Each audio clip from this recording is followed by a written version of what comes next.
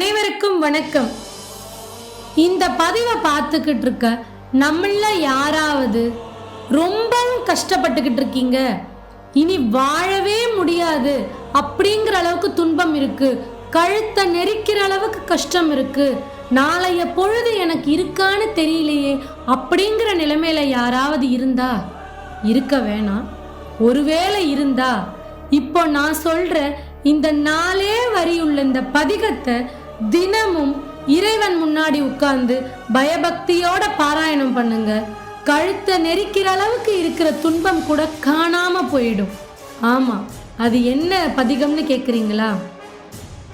மாசில் வீணையும் மாலை மதியமும் வீசு தென்றலும் வீங்கில வேணிலும் மூசு வண்டரை பொய்கையும் போன்றதே ஈசன் எந்தை இணையடி நிழலே அப்படிங்கிற இந்த 4 வரி பதிகத்தை நம்ம வீட்டுல முடிஞ்சா ஒரு சின்ன அகல் விளக்கு சிவபெருமான் முன்னாடி ஏத்தி வச்சு இந்த பதிகத்தை காலையிலும் மாலையிலும் தொடர்ந்து பாராயணம் பண்ணுங்க.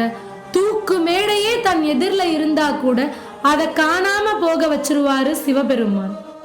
எல்லாருக்கும் எல்லா நலமும் வளமும் கிடைக்கட்டும்.